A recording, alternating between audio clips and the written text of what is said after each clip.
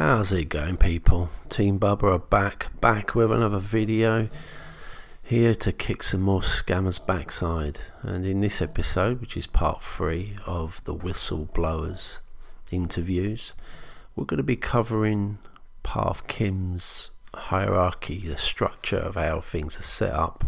And not many people know about this. This is a really key question, and the answered really well by Ben, our whistleblower. And so the question basically to Ben, and then we'll crack on with his answer, is, Ben, can you tell us about Kim's hierarchy, a structure, who works in which, at what levels, and anything else you can add to that? I can tell you what I know about the structure of Kim's organization. Yet, as you covered in a previous video, I find it accurate that she tends to wipe the slate clean approximately every 2 years or so. For that reason, what I am telling you now may already be different. Some corporate entities are very dynamic, and their structure changes quickly because of that. My observation is that this is not the case with Kim's organization. Its structure does often change quickly, but I have consistently observed that just as an initiative of some sort would start to gain traction or reach a requirement that had been set by Kim, she would wipe out the program or initiative. She would announce it wasn't going to be done anymore, or it was getting reworked, renamed, or rebranded. Sometimes this was the case for the entire organization. For example, Life Force is now Care, because there was an issue with Tank connected to using Life Force. When I was enmeshed in the Kim narrative, I questioned, but then I dismissed, how Ground Command for the entire planet allowed her organization into that position. Was her quantum computer broken that week, or month, or year? Was it working, but she unwisely just decided not to use it? Or is the quantum computer a lie? No one I know has ever been able to tell me they have seen it. Regardless, the constantly shifting initiatives resulted in nothing to show for thousands of people's efforts from all over the world for long periods of time. This continues as I speak, and I find it very sad. It applies to websites as well. The Care website is a sham, endlessly, quote-unquote, under construction, with nothing but coming soon listed when someone visits the web address, and all sorts of remarks about how huge the task is and how swamped Kim is, saving the world as the excuse. One of the associates Kim brought in, Max Lowen, on one hand, caused all sorts of friction inside the organization, and ultimately was tossed out for it.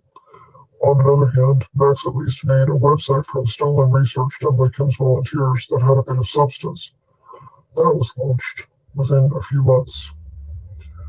Kim renamed Care and announced a website coming over a year ago, and still there is nothing but grandiose excuses and claims it is coming soon. It isn't. The other thing that makes it a little bit difficult to describe the structure of Kim's organization is that she compartmentalizes extensively as a practice. Some people may know of a few subgroups here or there, but there are a lot of task groups working on a small focus, each not even knowing the other exists in many instances.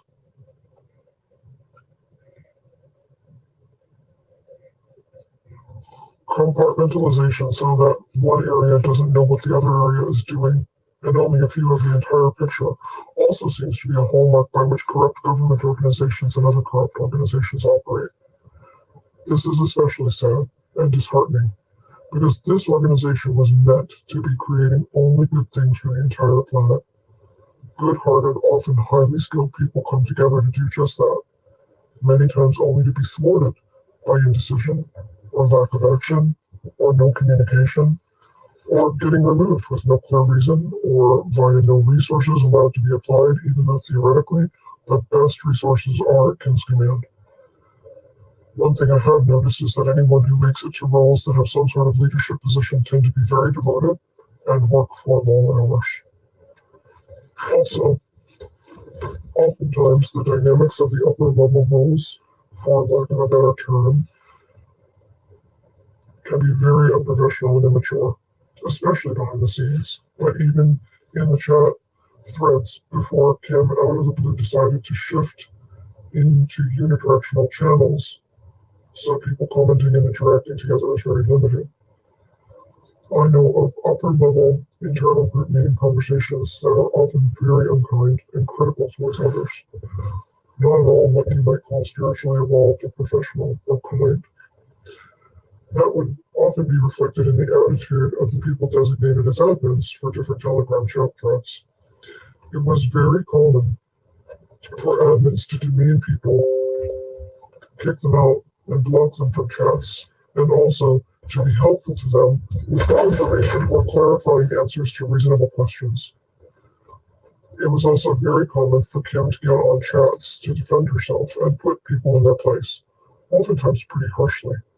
She regularly made an example of any dissenters and regularly praised or affirmed people who told her line. She would also frequently provide a lot of information on things that cannot be proven that were tantalizing to the imagination about prehistory, theoretical inside knowledge about politician and movie star situations, who was dead and being masqueraded as alive, all sorts. Having said all this, here's a description of what I know of this organization. Think of a flowchart. You have a rectangle with Kim's name in it at the top. One level down and to the right, there is Lisa Thomas, Global Health and Wellness Consortium, GHWC. We will come back to this side. One level down and to the left of Kim, again, you have Lisa Thomas as well as Vera, whose last name I don't know, and Kim as co-owners of UNN, the three of them together. Another level underneath that, you have Mike Schneider, who coordinates United Network News, UNN. He does final video edits from the Field Messenger video production team, produces the news with Kim and Sonny Gault, directs and organizes equipment and software, applies graphics, etc. Mike has ultimate say for what goes on here just under Kim, maybe also with some input from Sonny. Mike began as a volunteer. Once both Lane Kettler and Tank, which is Stefan Rowe, and their volunteer supporters left, Mike became the lead for UNN. Somewhere along the line, he shifted to being paid. He also lives in Kim's house as a roommate and friend. This is who makes sure there is money for them to live on, and that seems to come mostly from UNN subscriptions for the quote-unquote news and for the illegal streaming service that they repackaged as UNN Plus, which you've already done a video on. One level below Mike is Sonny Gault. On the same level, one rectangle next to Sonny is Natalie Woodhouse, who is based in Australia. Sonny finds and writes news stories, broadcasts them, as well as asks clarifying questions for Kim's quote-unquote intel. She also introduces and makes exit comments about the Field Messenger feature videos. Sonny began as a volunteer just like everybody else, but is very likely paid now. Natalie coordinates a team of volunteers that communicates with, coaches, and supports people making Field Messenger reports, and the volunteer team that edits the content Field Messengers send in. She also leads other aspects of essential tasks to send everything up the ladder to Mike, ultimately mostly for his and Kim's financial benefit. Natalie also began as a volunteer and may or may not be paid at this time. Because Lisa and Vera also own UNN, it is reasonable to presume that they share in the proceeds financially, or if not now, should expect to in the future. The amount of hours from people all over the world contributing to all of this are staggering, and all of it as a donation, except for a very few. While the words thank you for your time are said to people, mostly it appears to me that true value, appreciation, and respect for this is absent.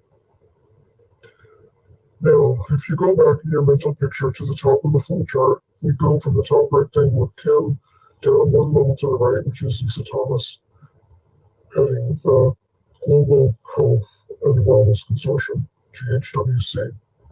Kim is very fond of acronyms. Lisa self-professes to have a background in energy healing, having had a practice seeing clients, etc.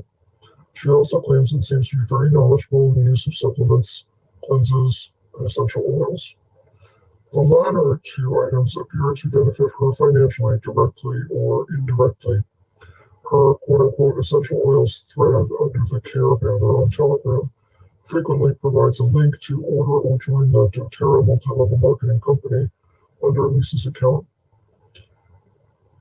Her interactions with Dr. Edward Group and more recently Michael Lane often recommend the expensive supplements of Dr. Group especially, also nanosoma from a different person.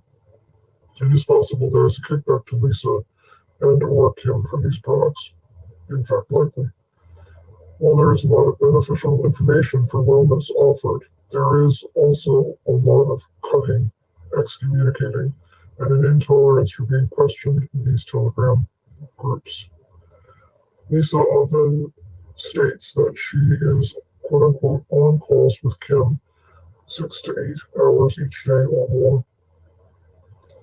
This theoretically entails tracking and even quote-unquote demolecularizing energies and beings that are creating harm to Kim and perhaps humanity and the planet.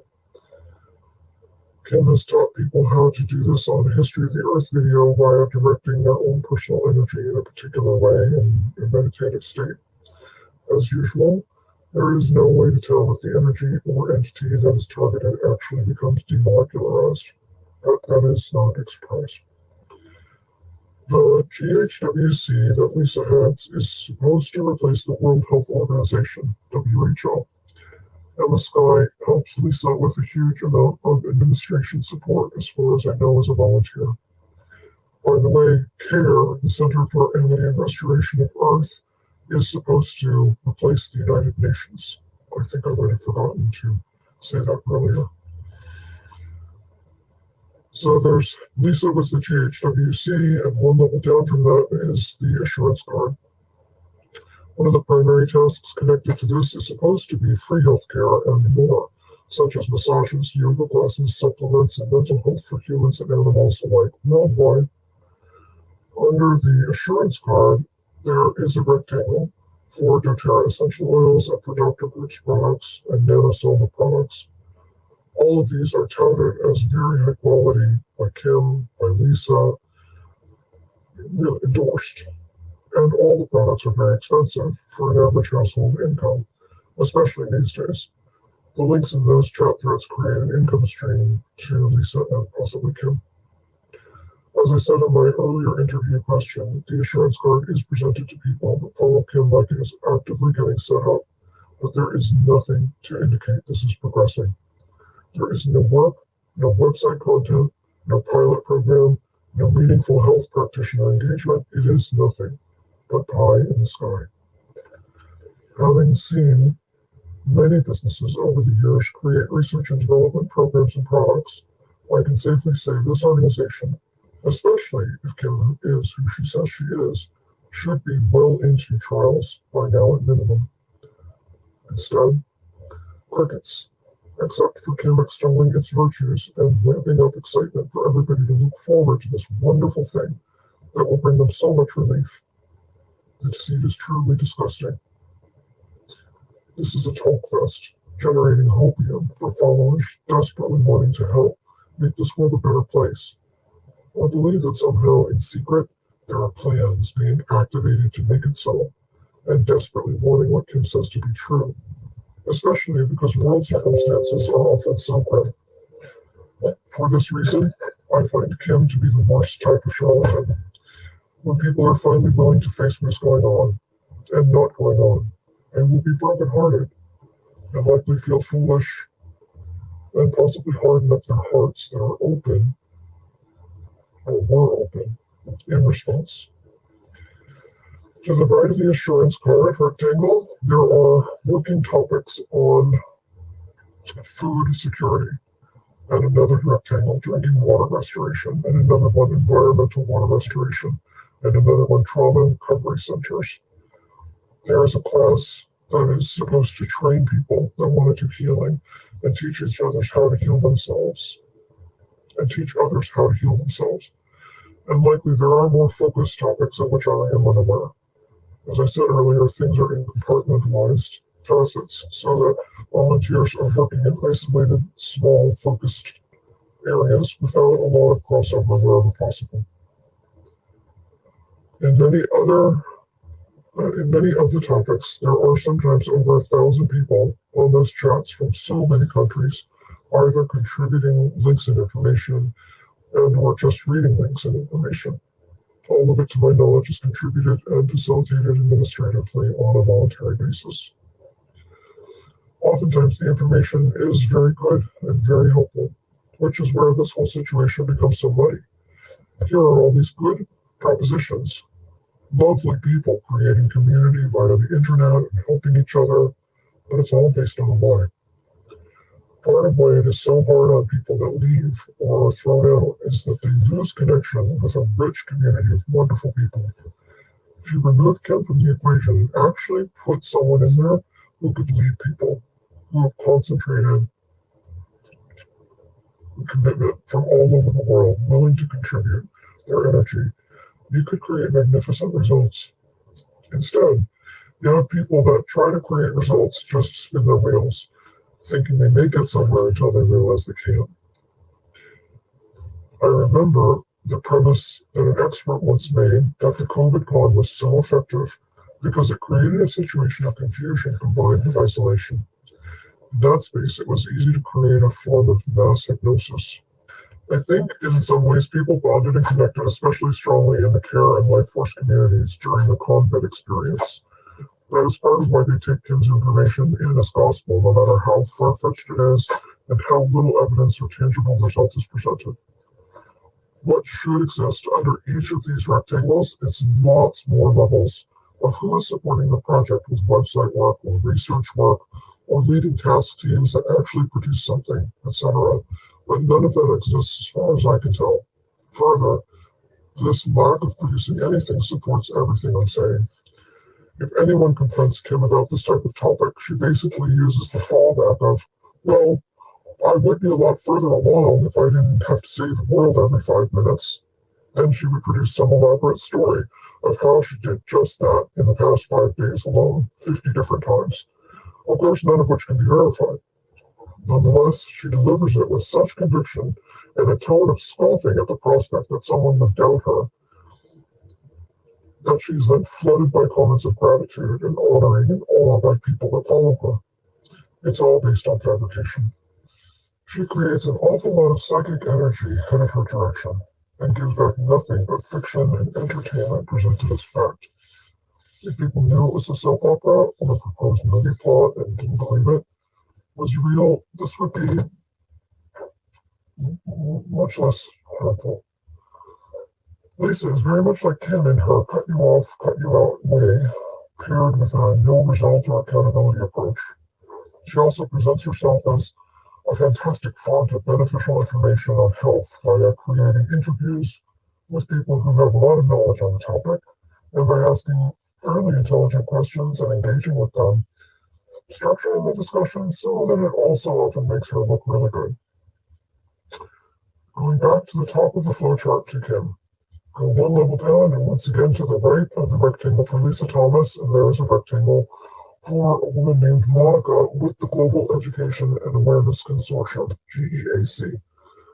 More acronyms. The focus of this area is laudable and noble. It means and aims to empower learning from the standpoint of exploring human potential. Programs like teaching children how to read while blindfolded using their inner vision, which actually is something that can be done, are part of this curriculum. The idea is that Kim and CARE are going to empower this being done worldwide. That is the lie and the damage. Try doing an internet search on this and you'll find little to nothing.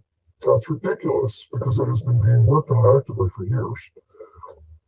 That's the real tragedy of good-hearted, well-skilled people following Kim. What they do have to offer goes into a void. While they poured their heart and passion and hours of their life into something they thought was going to make a great difference, it goes nowhere. Again, underneath this section of the flowchart, there should be many more levels if it was a viable prospect, but there are none that I know of. Going back to the top of the flowchart one more time to Kim and down one level to the right of Monica in your mind, I just put into that rectangle miscellaneous global networking partners. While these are not formally a part of the organization, they are affiliates or they broadcast Kim to their audiences and are often anchor points for her outreach to other parts of the world. Alan James with Circle of White Light Radio in Ireland, who Team Bubba has focused on in the past, frequently interviews Kim and also liaises with what used to be called assemblies from different parts of Europe and possibly sometimes Africa. He is culpable for helping her mislead thousands of people. At the same time, he does beautiful work with things called men's sheds and talks about topics that are near and dear to people's hearts if they've been cultivating attention to the fraud that surrounds them in the media, medical industry, education system, and so much more. Soon after Tank, also known as Stefan Rowe, left Kim, she did an interview with Alan James. For some reason, she had a man from Scotland there as some sort of counterpart or cohort. His name escapes me now, because it was a few years ago, but it is clear that she has anchor points in different parts of the world that help fuel the fire of her fraud. There is a very active Kim following in Latin America, sadly. This has made Lisa and Kim nervous because they do not speak Spanish and do not understand exactly what is being said under the banner of care. But they do, of course, have people that volunteer to translate many languages. Are you getting the picture here that there are literally thousands and thousands of hours contributed by people for free, thinking that they are making a better world, and it is a complete scam? What could they be creating with their time if it was based on something real? Wow, a lot of information there, which is fantastic. Thanks, Ben. And by the way, I'm sure a few of you are probably wondering, why did Ben choose the name Ben? Well, because we asked him and he said he realised he'd been had. So for break it down, Ben had. So Ben, just to shed a bit of light on that. But I really appreciate again from our whistleblower, really key information. I mean, wow, it just covers every aspect of the structure. A lot of people do not know. You got to be in a pretty good level to be able to know all of this.